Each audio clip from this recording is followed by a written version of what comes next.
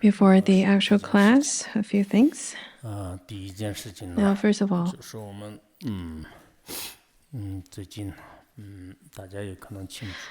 as you may be aware that recently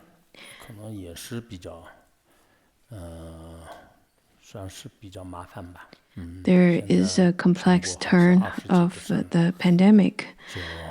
Over 20 provinces throughout the country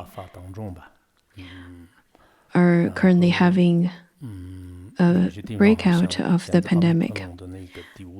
The Omicron, the fifth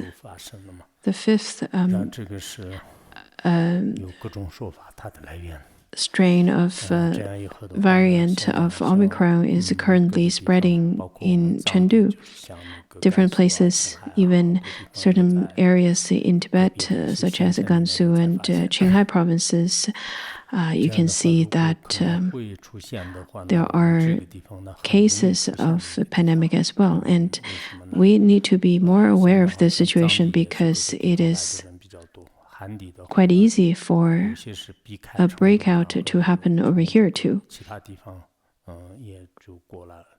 There are lots of people traveling nowadays to Larungar and to the Tibetan regions. It is very possible that we may also have a breakout. And we need to be quite vigilant. We shouldn't just take it very lightly. We need to wear masks and we need to wash our hands as often as we can. And we shouldn't get into the crowds. Also, there are people who traveled from elsewhere to here. I hope all of you should not visit the shrine hall right now. Also, I myself do not have any audience at all, do not have audience on the road or at my home, none like that. Kempo told me that when others were to knock your door, just do not open it. This is the pith instruction for you. So this is something that I'm going to do. Well, initially, the male sector is not open to any female members at all. But there are people, female practitioners especially, pretend that they do not know this rule at all. And then they would go to the lamas and the tulkus' homes to receive blessings and so on. So I hope that those of you who wish to receive the Dharma, then you can receive the Dharma teachings through the radio and through such kinds of means. We are trying our very best to provide those Dharma teachings to you through different methods. And for people who came from elsewhere, I think it is the best for you not to come to the large crowds right now. Otherwise, if you were to be the reason that there is a breakout in Larungar, just think about the implements, just think about the implications. Also, we don't have any audience or any granting of the blessings by patting on the crown of your head. And it is the best not to have crowds and gatherings in enclosed areas. So it is encouraged for everyone to just receive Dharma teachings in radios nowadays. So I hope that whenever I get out of the shrine hall, get out of my home, do not crowd up at my door at the entrance or exits. Please give me some space so that I can walk through. I need to make that very clear to all of you, especially during this special time of the pandemic. During the pandemic, it is the best to protect yourself and protect the Sangha.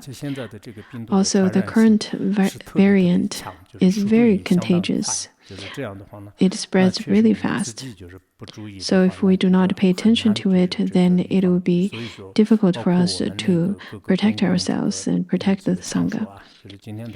Also, today I was told that the Sangha, especially those ones with the permits, the staff members, whenever they enter into the common area, it is required for them to take the COVID test. Well, we had taken lots of COVID tests in the past, and it is required for anyone who traveled from afar to take COVID tests. Also, I saw that there are lots of sanitizers, hand sanitizers placed everywhere. This is really necessary. It should be made mandatory that everyone should wear masks whenever entering a common area, such as Shuanhou. This is the first thing I would like to address. And the second thing is that a little while ago, initially, the Dharma Assembly should be applied for through the Tibetan Jumos. And after a while, after a few attempts, the authorities do not agree to let us to have the Kshitigarbha Dharma Assembly. In Sartha County, all kinds of gatherings are now cancelled. Weddings or gatherings, and all of those are cancelled throughout the county. So this year, the Dharma Assembly is not permitted to be held in Larangar. You should understand the special situation that we're in now. Many people probably feel that, well, everything's fine now over here, it seems. But that is not the case right now. In fact, if there were to be any breakout right now, then people would be required to get out and to register and so on and so forth. That would be very difficult and that would be very troublesome. So in terms of the Kshitigarbha Dharma Assembly, as I said last time, the relevant authorities and the management team and so on tried to submit the application to have a Dharma Assembly held in Larangar, but it was not even accepted. If a Dharma Assembly were to be held, then that person whomsoever makes that decision will be responsible for any consequences that may occur. Since you have already received the you have already received the empowerments and completed those empowerments, this is the time for the visitors to return back to their homes. Otherwise, if various kinds of situations were to happen, if you were to be required to register and so on, that would be very troublesome. On one hand, I may sound like I'm joking. On the other, I am also telling you what is happening. So this is the second thing. And the third thing is that this year, in autumn,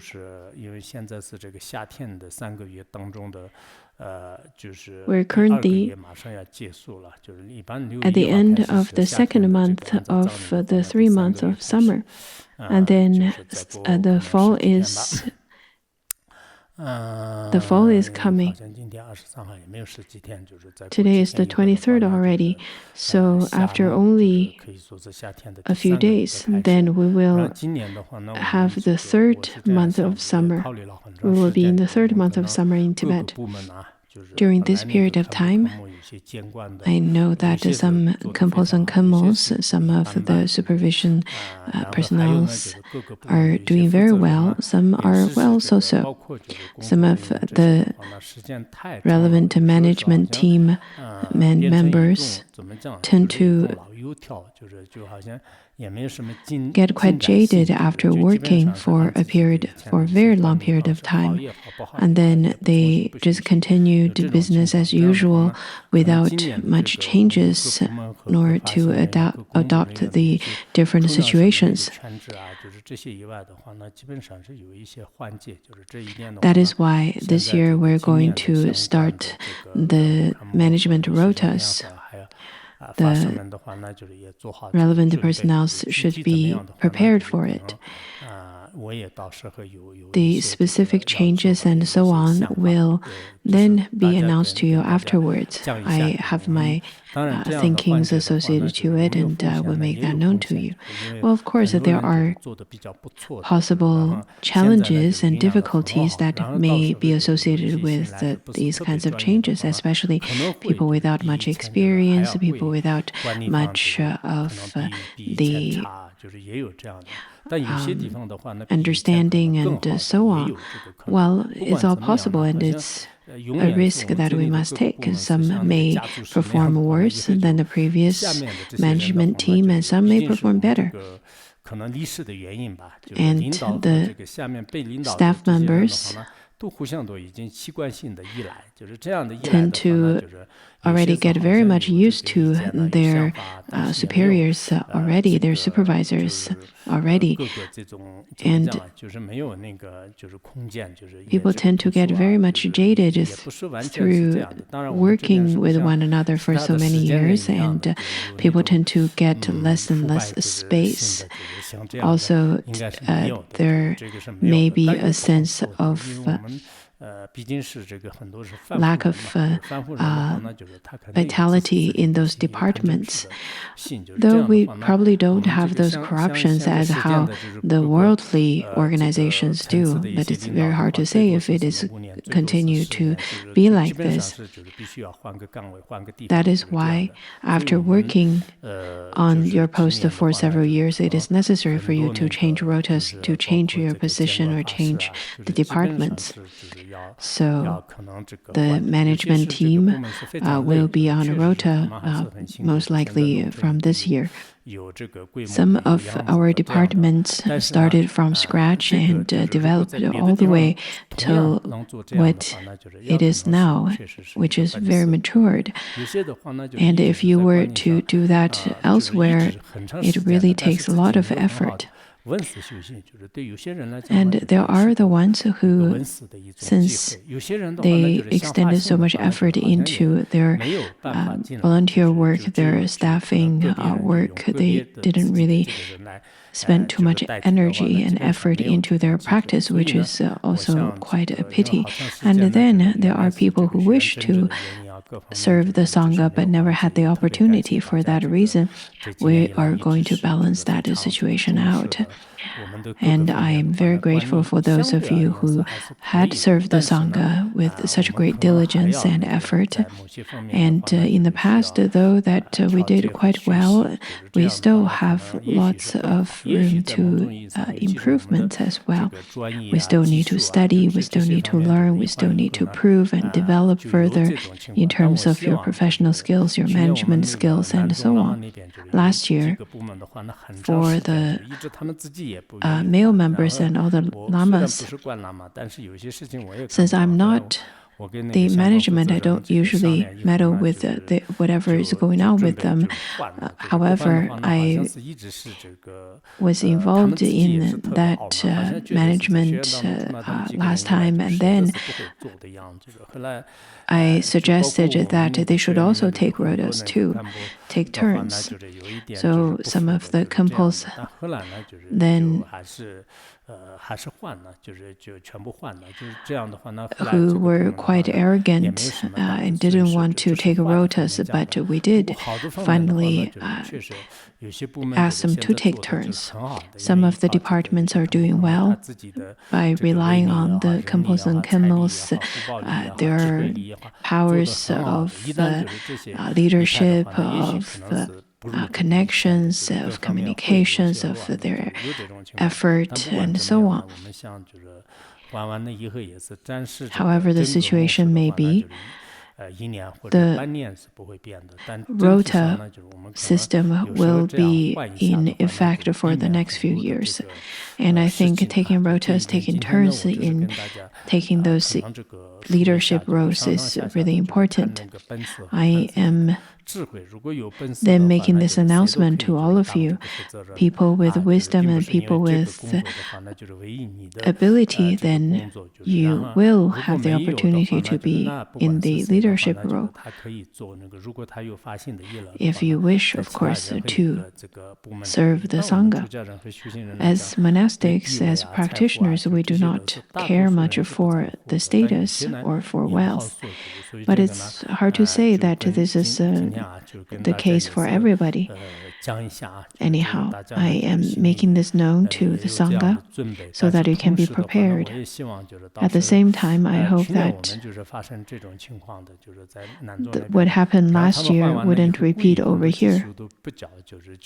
Last year, some of the male Sangha members had to take rotas, and some of the leadership didn't want to share their technical skills and whatever their professional skills with the others. They purposely do not wish to share with the next management team. And they purposely do not share those documents with the next leadership in turn. It had happened in the past throughout history, and sometimes the people would even provide the ones who can take over their role with the adverse information. In terms of how the management will take turns or take rotas, we will see, because it is not just by my own words everything will happen. Rather, there is a systematic approach, and we had to then go through all the management teams and so on. Many people will serve the Sangha for a long period of time. This is the opportunity for you to maybe take your energy and effort into practice for a period of time. I myself really wish to then change my role from leadership to something else. Because if I were to be in that role for a long period of time, then others won't appreciate it. But temporarily, I haven't found a good spot for myself to be in yet. But the second half of the year, I would probably take a different way to give Dharma teachings, and we will see. So this is something I would like to make known to the Sangha today. Now let's continue with our class on the Surangama Sutra. I think you are aware that for the previous periods of time, a little short while ago, we had received lots of empowerments. Last year, when the female members received the empowerments, I was giving the teaching on entering the way of Mahayana. And this year, I'm giving teachings on Surangama Sutra.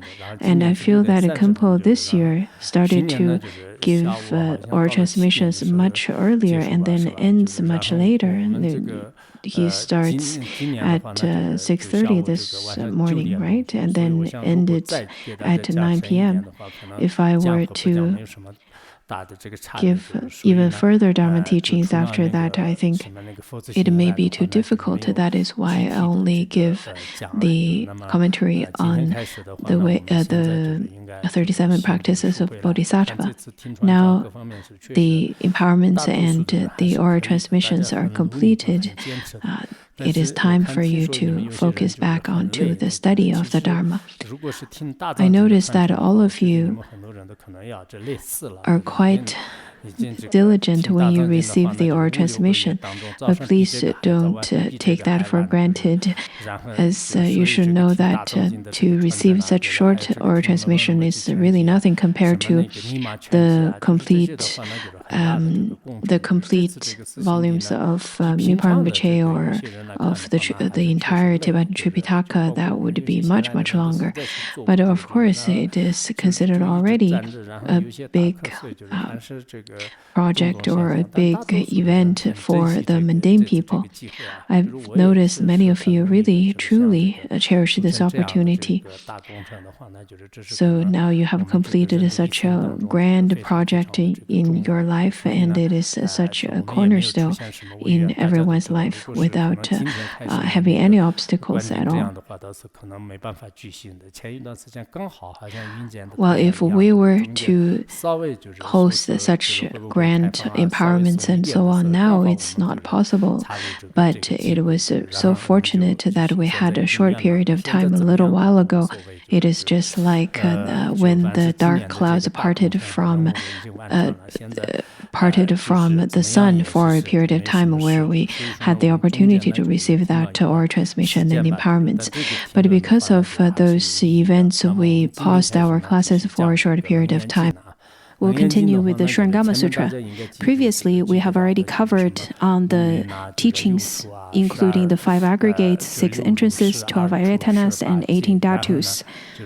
After we studied the 18 dhatus, Ananda then posed a question to the world-honored one, saying that Buddha had already taught in the previous teachings, saying that all phenomena arise from causes and conditions and cease because of causes and conditions.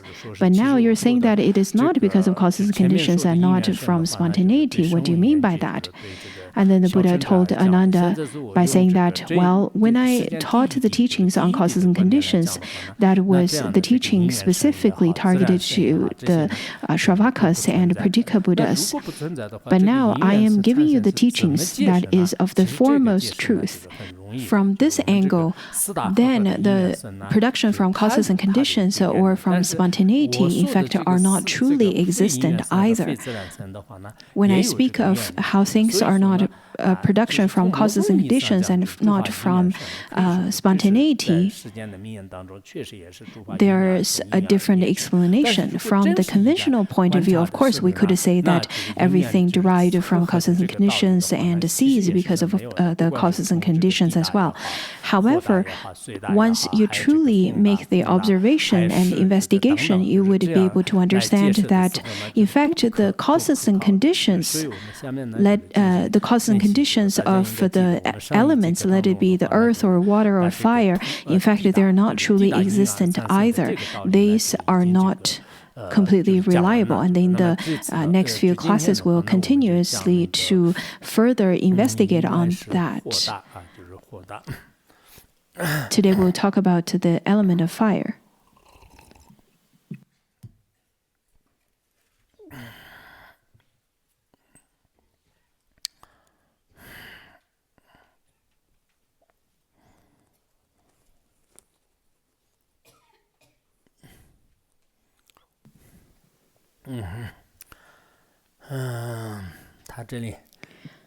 Over here in the sutra, the Buddha told Ananda by saying that Ananda, fire, which has no nature of its own, depends upon various causes and conditions for its existence. Consider a family in the city that has not yet eaten. When they wish to prepare food, they hold up a speculum to the sun, seeking fire. Now we're going to make an analysis on the element of fire. Through making such analysis, we would be able to see the nature of fire, which is without a substance of its own. It is without any self-nature. It doesn't have a self-existent, solid existent substance. It is completely relying upon the causes and conditions.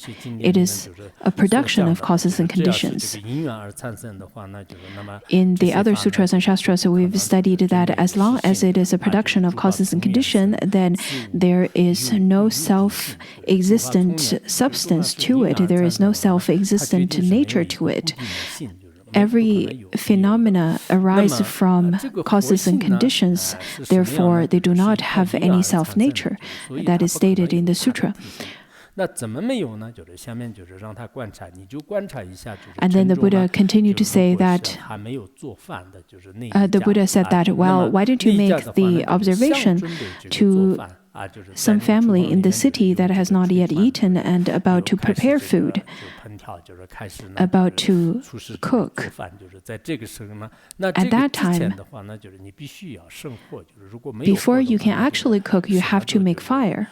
Without fire, you won't be able to make any hot meal at all.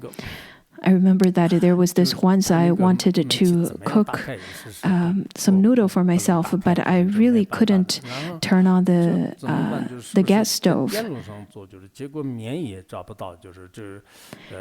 And then I tried to find another stove, but I couldn't find any. Also, I couldn't find the noodles because there were people. Because the house I lived in had lots of mice, the rodents, and therefore, in order to protect the noodles, the host actually locked the noodles in a casket, but I couldn't find it. So there's no fire and no noodle. Anyhow, at the time of cooking, before you need to cook, you need to have fire. And back then, at that time, they have to make fire with a speculum. The speculum is also a fire mirror. By relying on the heat from the sun, we would be able to create a fire. When I was little, we used to cut out the bottom of a glass bottle, and then by holding up that glass to the sun, then the fire would be lit. Over here it says that through the speculum, with the support such as moksha and the kindlings, with such kind of conditions, then fire will be lit. And to further investigate on such causes and conditions, you will not be able to find any solid existence of such. The Buddha then told Ananda, by saying that, Ananda, let us look into your suggestion that fire comes forth from mixing and uniting. By way of example, you and I and the 1,250 bhikshus unite together to form a community. However, a careful analysis of the community reveals that every member composing it has his own body, birthplace, clan, and name. The Buddha said that it is just like I am here with the 1,250 bhikshus. As a group, we are called a community, a sangha. But such kind of a name is simply a name. Such term sangha is simply a name. But if you were to make careful analysis and make careful observation, you would be able to see that the 1,250 bhikshus, each of them have their own body, birthplace, clan, and name. And there is really no mixing and uniting at all. Some of the bhikshus could be seniors and some could be very young, and each of them have their own clan and their family, come from different families, and each of the bhikshus have their own names. Therefore, the so-called sangha is when everybody is all gathered together. But when at the time of when each of the sangha members are separated, are there causes you need to look at are there causes for each of them to be called a Sangha. Without such cause, then you cannot have such kind of result of uniting again. There are lots of ways of making such observations taught in Madhyamika. And then the Buddha started giving an example. For example, over here, the Buddha said that Shariputra is a Brahmin. Uruvilva is of Kashyapa clan, and you, Ananda, come from the Gautama family. Shariputra in Tibetan language is Shariva, and it is a type of bird. It's egret. The egret's eyes are really beautiful, and it is said that Shariputra's mother has beautiful eyes that is the same as egret. Therefore, Shariputra was named after how his mother's eyes looked like. For such reason, people named him in such a way. In the tradition of India, lots of people were named after the mother's side. I think in the West, Hillary Clinton, for example, follows her husband's last name. But in Tibet, usually people would take the clan's name or family name of the father. Uruvilva is of the Kashyapa clan. There are some different translations in Chinese language. And Uruvilva means papaya grove. The Chinese translation can be a little bit difficult to understand, but it is said that he's from one of the 7 sages of the Veda traditions. So his family name is one of the 7 sages family's name of the Veda tradition.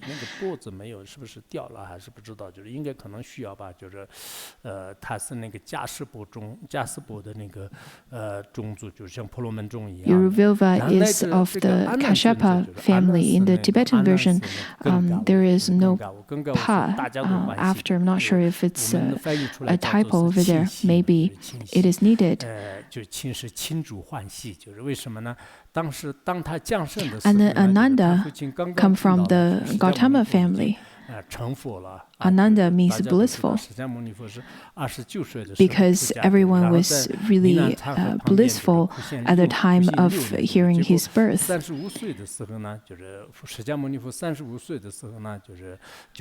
the time of his birth, Shakyamuni Buddha had already attained enlightenment. We know that at the time of 29 years of age, Shakyamuni Buddha renounced his palace life and then practiced for 6 years at the bank of Niranjana River. At the time of 35 years of age, he attained enlightenment at Bodh Gaya. And the news of him attaining enlightenment was passed to his family at that time, and right at that time Ananda was born. So he was named as blissful. After he grew up around the Buddha at the age of 55, Ananda became the attendant of the Buddha, all the way between the 55 years of age to about 80 or 81 years of age of the Buddha. So he served the Buddha for 25 years, roughly. At the time of the Buddha passed into parinirvana, then Ananda was around 40 years of age. His last name, Gautama,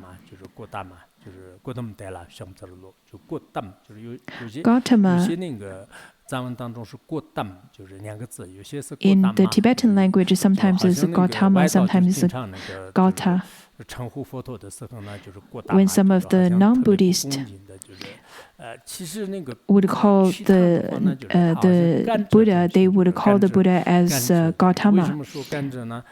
Almost sounds disrespectful, but Gautama means a sugar cane. It is said that the beginning, the origin of the family started from a sage. This sage was really old, and after walking for a long period of time, he couldn't walk anymore, and his disciple decided to place him in a basket and hand that basket with the sage sitting inside of it on the tree, while the disciple went to find food. And then at that time, a hunter thought that there was a bird sitting in the basket, so he shoot arrows, which bled the sage, and the blood turned into two sugar canes. And after being sunlit by the sun, two children appeared, one boy and one girl. The boy was then named as the king of sugar cane. So that's the origin of Gautama as the last name or the clan's name for the Buddha. And at that time, the girl his blood turned into was the queen of his. When we were studying the wish-fulfilling treasury, we probably feel that while the very beginning of the human beings could be very much like a fairy tale and sometimes very mythical. Therefore, when we talk about the family name of the world-honored one, it feels it's very difficult for our mind to conceive. Anyhow, at that time, some of the non-Buddhists would call the world-honored one as Gautama. Not only the non-Buddhists, even at the very beginning, when the five bhikshus first met Shakyamuni Buddha after he already attained enlightenment, they also were quite disrespectful towards him. But later, after realized that the Buddha had already attained full enlightenment, they started to show him great respect. Over here, it says that Ananda also carries the same family name. He's from the Gautama family as well. Over here, the Buddha said that when you make the observation of mixing and uniting, there is no true existent self-nature that is called mixing and uniting. And then the Buddha continued to say that Ananda supposed fire existed because of mixing and uniting. When the hand holds up the speculum to the sun to seek fire, does the fire come out from the speculum? Does it come out of mox or tinder, or does it come from the sun? So the Buddha said that, well, tell me where the fire comes from. Well, you are saying that because of causes and connections, there is fire. So now you're holding this speculum and the moksar.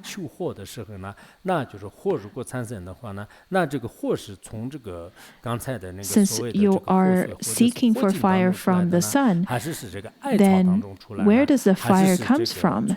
Does it come from the speculum? Does it come from the sun? Does it come from the moksar tinder? That reminded me when I was little in Tibet. At that time, we didn't have much of the matches even. At that time, people would wear a little bag around their belt. If the family is rather quite wealthy, they would put some of the tinders, a certain type of tinder, in that little bag. originally wanted to show you a picture. Nowadays, we see lots of the traditional costumes of Tibet at the time of people's marriage. People would wear all kinds of things around their belts, but the original costume was that the men would wear two pockets around, or two little bags around their belt. One is to put certain types of tinder material or some kind of match-like or lighter-like material, and the other one is to put some needles and threads. It is rather unlike how nowadays we think that at the time of marriage of the Tibetan people would wear gold and silver and things like such. Rather, they would put very practical things. For example, around the women's belt, though that nowadays the decorations are made of silver and gold and so on and so forth. But in the past, the women usually hands different kinds of tools that would help them to milk the yak and so on and so forth. When I was little, we would use the flintstones and then create a little bit of speck of fire to the moksar tinder. The flintstone is white in color. By rubbing the flintstone with the moksar tinder, by rubbing the flintstone and create friction, then fire would lit up the moksar tinder. We would usually put some tinder or kindle around that area so that little specks of fire would lit up a great fire, which is similar to what I noticed from the tribal people in Africa from my last trip. So in the past, usually that's how people would get fire, from flintstone and from moksar tinder. But in the sutra, it says that by relying on the sun and speculum, one would be able to get fire. That's something that would happen. That's some common knowledge that people shared in the past. In the tradition, we would say that by relying on the sun, we would be able to get fire. Relying on the moon, we can get water. That's a part of the traditional seeing. The Buddha said that, well, suppose, Ananda, that it came from the sun. Not only would it burn the moksar tinder in your hand, but as it came across the groves of trees, it should burn them up as well. So the Buddha said that, well, if you were to say that the fire comes from the sun, then at the time of the sun shining on everything in this world, then everything should simultaneously be burned as well. That is the type of logic. If the fire were to directly come from the sun, then the other objects that's dry at the time of getting in touch with the sun, they should also be burned. They should also have the property of burning as well. But why the moksar tinder is burning but not the trees and other vegetations? This is the first observation. Suppose that it came from the speculum. If you were to say, okay, the fire doesn't come from the sun, it comes from the speculum. Since it came out from within the speculum to ignite the moksar tinder, why doesn't the speculum melt? If you were to say that the speculum is the direct cause of fire, then why doesn't speculum itself be burned?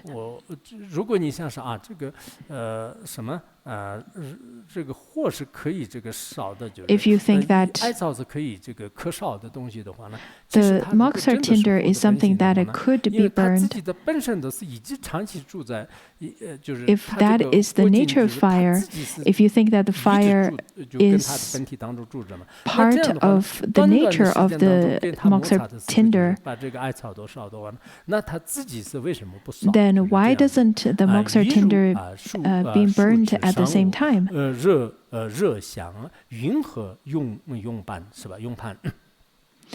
yet your hand that holds it feels no heat. How then could the speculum melt? But at the time of holding this speculum that should have the property of fire, then why would you be able to hold this fire that doesn't burn your hand? Since when we're holding this speculum, it does not have the nature of burning, then how could the speculum melt? Furthermore, how could it burn the moksar tinder? This is the second question. So questioning Ananda again. The third way of making observation, the Buddha said that suppose that the fire came from the moksar tinder, then why is the fire generated only when the bright mirror comes into contact with the dazzling light? If you were to say that this moksar tinder can generate fire, then what's the point of the mirror? What's the point of this speculum? You don't need anything else. You just need tinder and fire. Or you just need the tinder itself. By having the moksar tinder right away, you would be able to have fire. You don't even need the sun, you don't need the speculum anymore. So that is incorrect as well. Furthermore, the Buddha said that on closer examination, you will find the speculum held in hands, the sun high up in the sky, and moksar grown from the ground.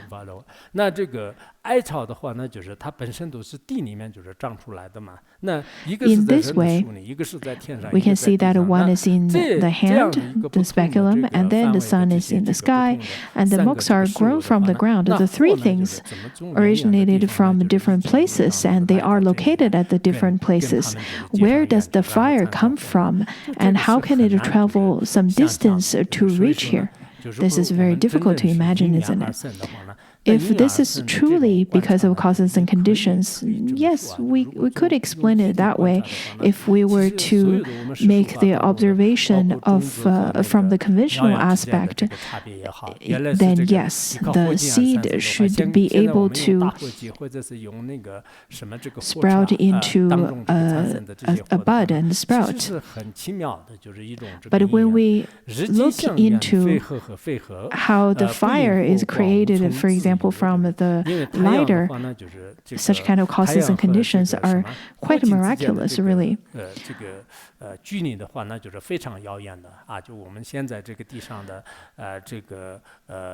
sun and the speculum cannot mix and unite since they are far apart from each other. It could be miles and miles between the speculum to the sun. How could they mix and unite? Are there some uniting and mixing?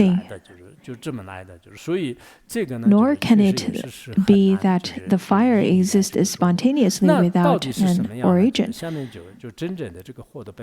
the Buddha started to then make the explanation of the true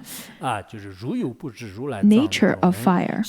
You simply do not know that in the treasury of the thus come one, the nature of fire is the true emptiness, and the nature of emptiness is the true fire. It is only as a mundane being you do not understand that the fire is the treasury of the thus come one. The nature of fire is empty, and this emptiness at the time of when causes and conditions are matured, then fire would manifest. In the sutra over here, it says pure at its origin. The origin in the Tibetan language is luminous in nature, and the pure means the nature is empty. So both luminous and empty. And it pervades the Dharma realm, the whole Dharma Dhatu. When we speak of the fire at the time having both of the causes and conditions being matured, it can be lit. But you would not be able to find the nature of a fire. Why is that? It is because it is related to the Dharma Dhatu, it is related to the Buddha nature, the luminous and empty nature of it. If you do not understand that, then it doesn't matter how much of the external conditions you're trying to get into it, you will not be able to truly understand. The sentient beings do not understand that the form is emptiness and emptiness is form. The fire is emptiness, and the emptiness is a true fire. The manifestation is emptiness. Emptiness is manifestation and is luminosity. That is the same teaching that is given over here. The emptiness and manifestation is non-dual, and it is without any difference. The luminous and emptiness is without any differentiations. That's the teaching that is given over here. And then in the sutra, it continued to say, the Buddha continued to say that it accords with the living beings' minds in response to their capacity to know. Because the sentient beings have different types of mind, and because the sentient beings have different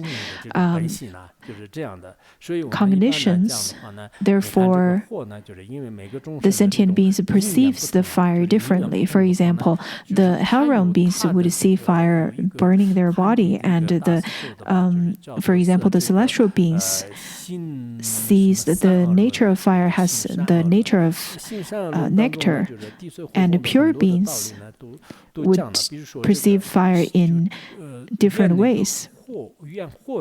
According to a shastra composed by a mainland Chinese master, he said that when practicing virtuous deeds by relying on the conditioned fire, it could bring forth all kinds of virtuous deeds, such as brightness and happiness.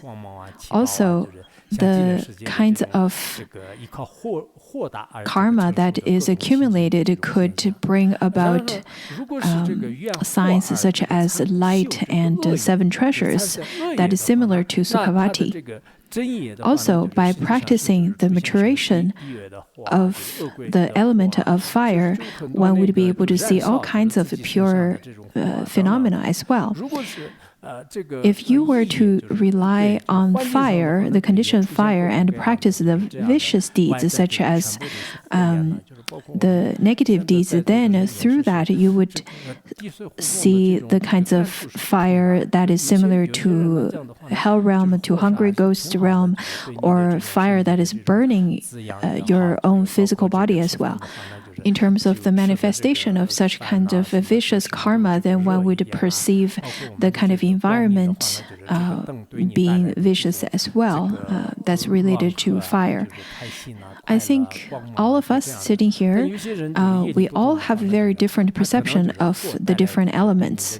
If you have positive karma with fire, then your body's nutrition or the meals that you eat would be warm. Also, it could bring about happiness and light and warmth. For people with negative karma with fire, then maybe it could cause high blood pressure, and the fire elements could also bring about discomfort to light and discomfort in your body temperature. So the same fire elements could bring about different feelings to us. It could be happy or it could be suffering, and that is very much correlated to our own karma. The same fire, in the nature of fire, in fact, it is the Buddha nature, and the nature of it is empty and luminous. It is simply the manifestation is different for different sentient beings because of the different karma that sentient beings would have. So the fire element is quite important for all of us to bring happiness, a good and balanced fire element. This is very much correlated to our past karma. I've contemplated that recently we've had pretty good electricity, very stable. In the past, we had to work very hard to get the fire elements.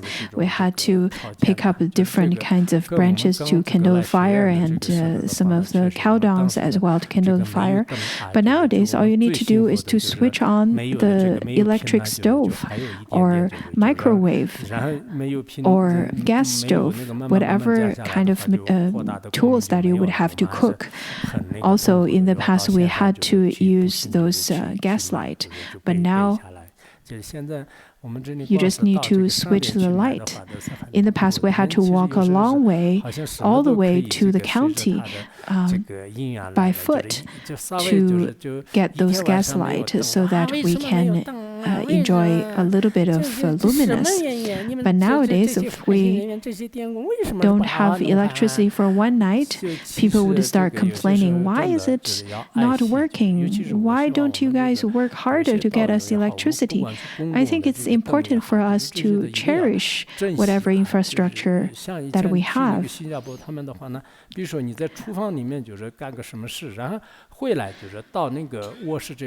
the past, I remember that when I visited Singapore, I remembered people were very conscientious when it comes to saving energy.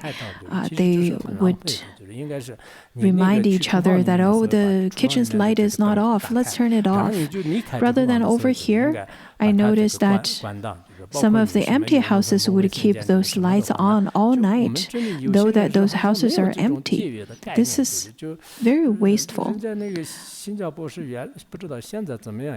People nowadays would keep light on in the washroom and in places that we don't really go to very often. And it seems that we don't have this kind of mentality of saving energy. I'm not sure if you're familiar with Singapore, but in the past, it is considered as one of the 4 most developed countries in Asia. If people in Singapore would care so much about saving energy, shouldn't we also consider that as well? Otherwise, when it comes to paying the electricity bill for the whole Sangha, for example, last year we used a few million RMB, and it took us a long time to resolve that issue.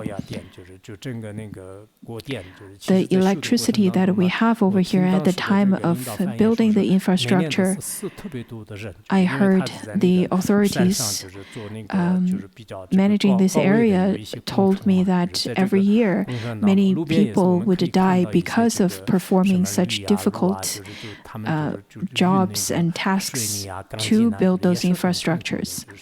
Completing projects such as this, when it comes to the requirement of shipping the cement and the rebars, it could be very difficult.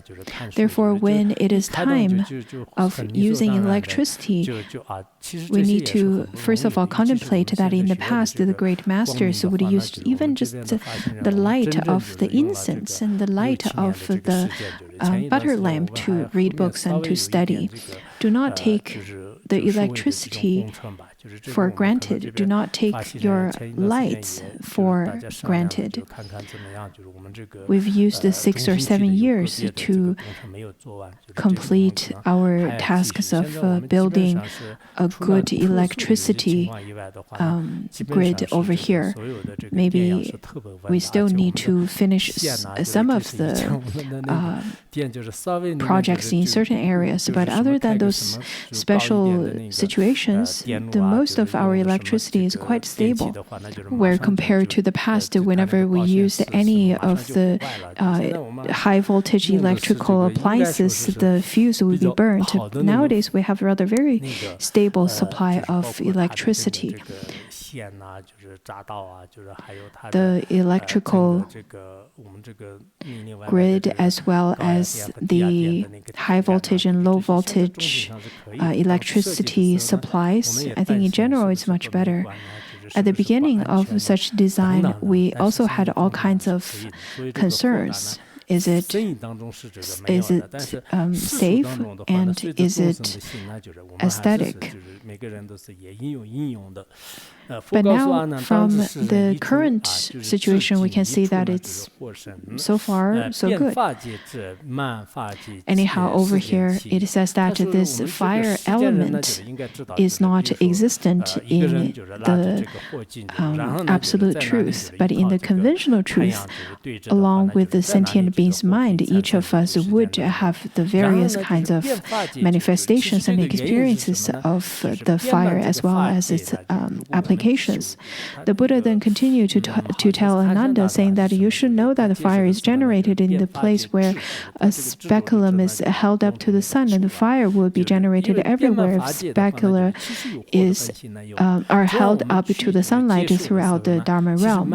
According to Master Han Shan, he said that the nature of fire, the element of fire, is all pervasive throughout the Dharma realm.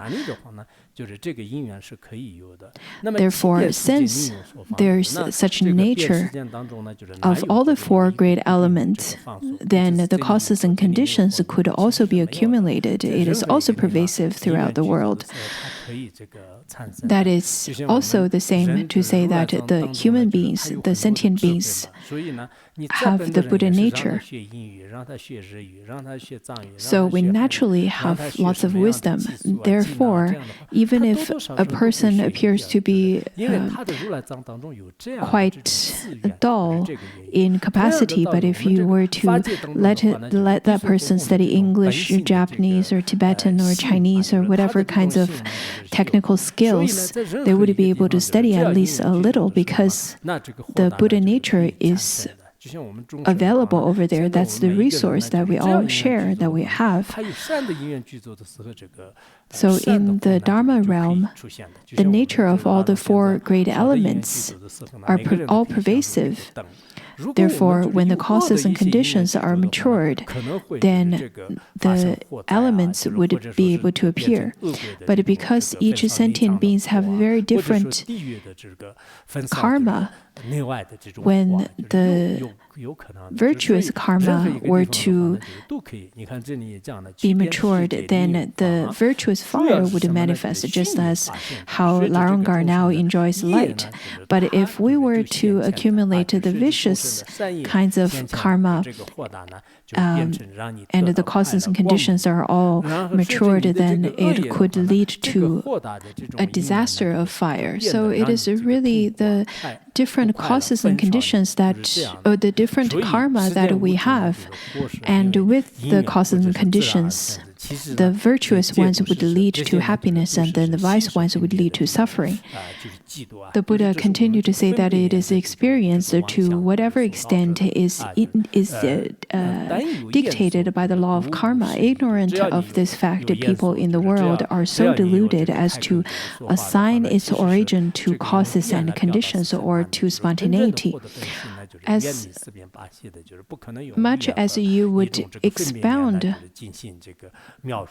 through speech, then it would be extremely difficult to truly understand the nature of fire, since the nature of true fire is devoid of the four extremes and 8 types of elaborations. It is not some kind of concept that we can describe or we can express through language. Rather, the nature of fire is as such.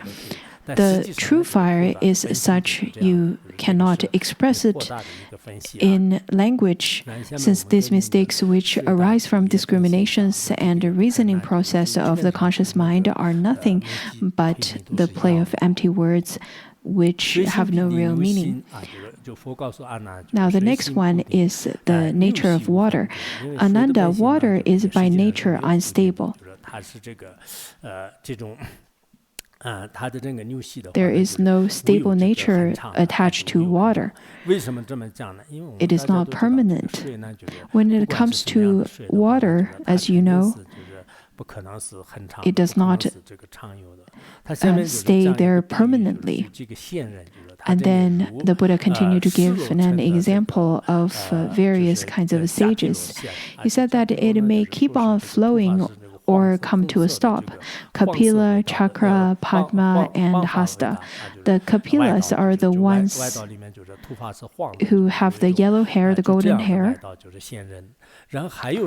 And then the next one, Chakra. Their name means it's a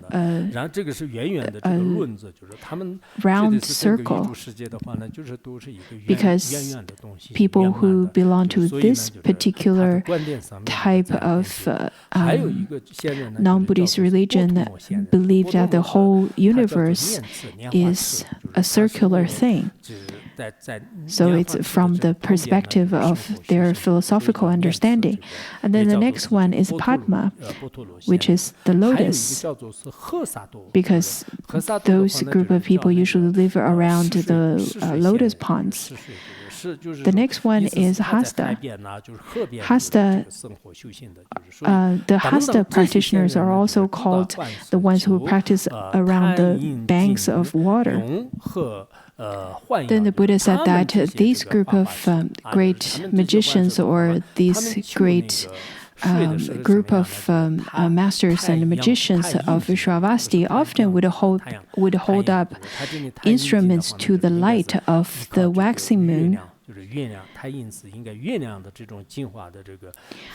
to extract the light of the waxing moon, or the essence of the moon at midnight, to extract from the moon the essence of water to mix with their drugs.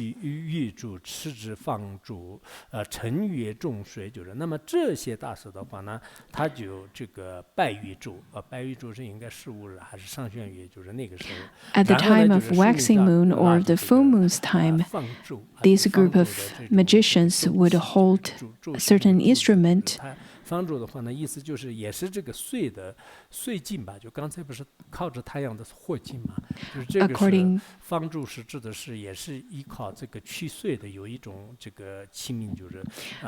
According to some commentary, it says that this instrument is a crystal.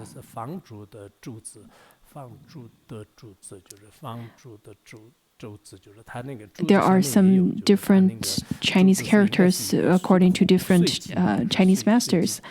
But it is a type of crystal. So through this type of crystal as an instrument, these magicians would seek for the essence of water through the moon.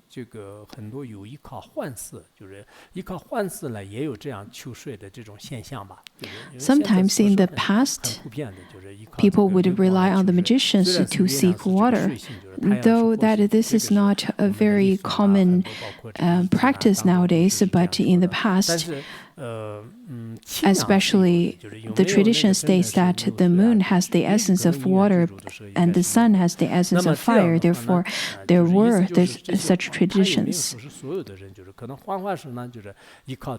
Some of the magicians, by relying on their particular technique of using different instruments,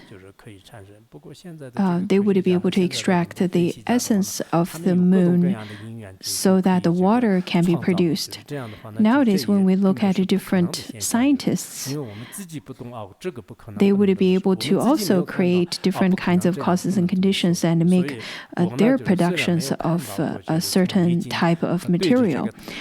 So we can't simply label it as impossible just because we couldn't do it or we don't understand how it's done.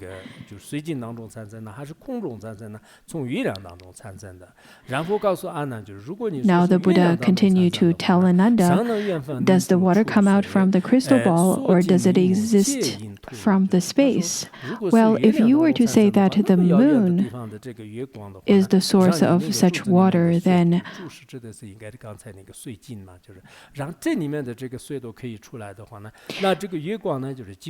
when the water passes through a crystal ball, it gives water. But why wouldn't the moon flow water and descend water to other areas such as grass and trees and groves?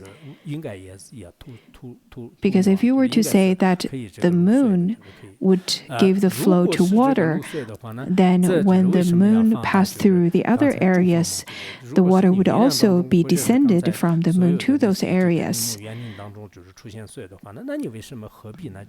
And if the groves and the trees and grass would have the water descend from the moon, what's the point of having such kind of crystal ball? It would be redundant. This is the first one, to say that if it were to come from the moon, that is not correct. If it came from the crystal ball, then it should flow from the crystal ball at all times. So why should they have to wait for midnight and then at the light of the full moon to receive it?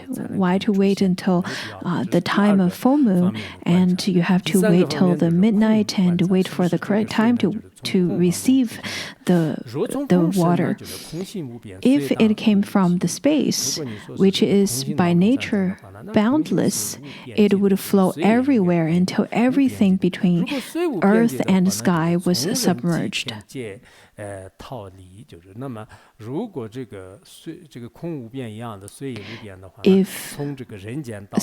the space is boundless, then all the way between earth and sky, between the human realm to the celestial realm, everything will be submerged in water. Since space is boundless,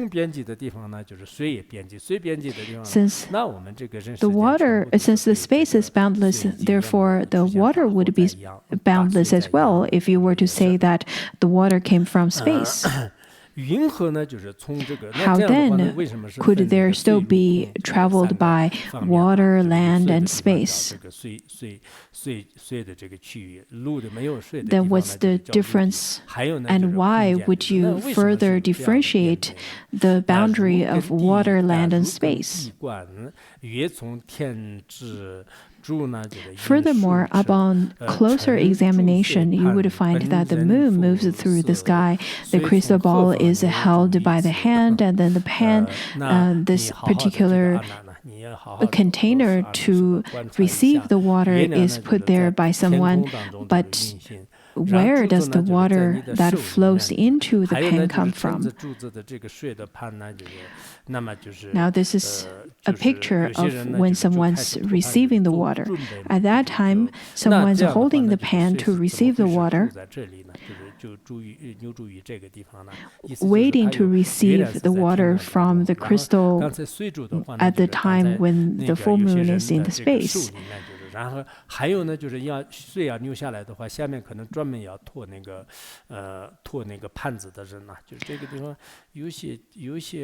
the Chinese version, where it says that the pan that is holding by someone, the someone is considered as the magician, but according to some other masters in their commentary, it says that someone is just a person waiting there to receive the water to the pan.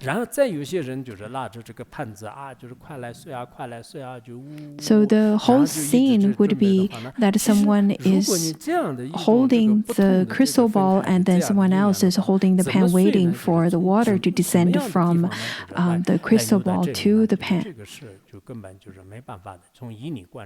But when you truly make the examination, there is no way to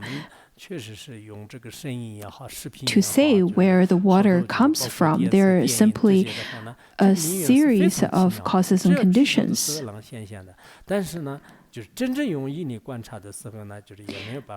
In fact, not only the elements of water and fire, when we look at the audio and video recordings and TV shows and the movies, the causes and conditions are also quite miraculous. It only appears to the sentient beings at the time when the causes and conditions are matured. But when you truly make the examination of the different of the particular manifestation, there is no way to find a true nature to it. When Ponzo Rinpoche gave teachings in the West, he used a very small recorder, a cassette recorder, and now I have collected it in the exhibition place of Domang Monastery. There is a small exhibition place of Ponzo Rinpoche. The cassette tape is rather small, same as the recorder, and the Ponzo Rinpoche would hold it up, saying that, well, this is a small recorder, but inside of it there is a famous singer whose name is Debe, and his song would be played at the time of giving empowerment. And Ponzo Rinpoche would also say that, look at this small cassette, how would it be able to collect the sound? And the causes and conditions are indeed quite miraculous. If there is causes, it will be the production, and without such causes, then there will be cessation of such kind of sound. Ponzo Rinpoche would use that example. When it comes to the water, now the water is rather very much of a big problem in our institute.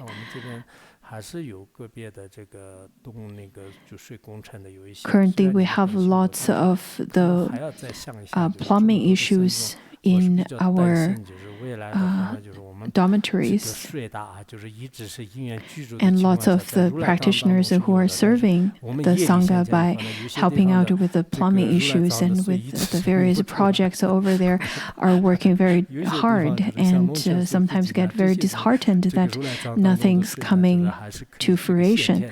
But under certain causes and conditions, especially knowing that the water is already all-pervasive and existent in all of our Buddha nature, it is simply because of our karma, the karmic obscuration, the water is not currently available to all of us.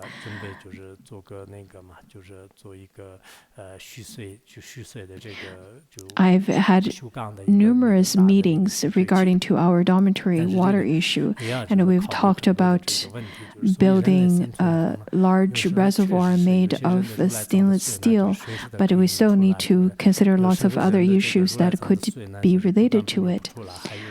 This is quite important, especially when it comes to the livelihood of all of our Sangha over here.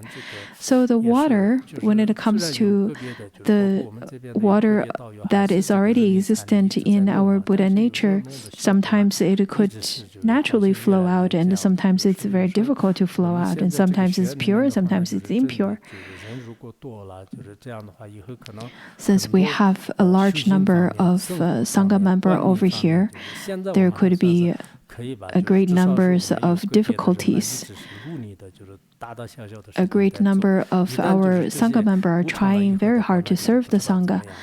Not sure how things would be later, since it is all impermanent. But now, since we have the causes and conditions, that's what we will strive for right now. That's the topic related to the great element of water. To continue, the sutra says that the moon and the crystal ball cannot mix or unite since they're so far apart, nor can it be that the essence of water exists spontaneously without an origin. You still do not know that in the treasury of the thus come one, the nature of water is true emptiness, and then then the nature of emptiness is true water. Pure in its origin, it pervades the Dharma realm. It accords with living beings' minds in response to their capacity to know. And then later there's a story that's related to this. A crystal ball is held up at a certain place, and there water comes forth. If crystal balls were held up throughout the Dharma realm, and then throughout the Dharma realm, water would come forth. Since water can come forth throughout the entire world, can there be any fixed place to which it is confined? As long as there's the nature of water that is all pervasively existent within the Buddha nature, then at the time of causes and conditions being matured, then even the desert would produce water. If the water that is dry in your Buddha nature or without a cause, then you could everywhere could be dried. In our world, we can see that in a building, there are people with good conditions and good karma. They would not have a bad water issue. And without such kind of virtuous karma, then you would encounter lots of plumbing issues related to the element of water. I think sometimes we need to learn how to work with various things. We shouldn't rely on the other technicians when it comes to the burnout of fuse. I specifically learned how to do that instead of trying to find other people to serve you to do that, because all of our members serving the Sangha, they're doing it voluntarily. They're not working for you, so you need to learn various things so that you can live more independently. It is experienced to whatever extent is dedicated by the law of karma. Ignorant of this fact, people in the world are so deluded as to assign their origin of cause and conditions or to spontaneity. These mistakes, which arise from the discriminations and reasoning of the conscious mind, are nothing but the play of empty words which have no real meaning.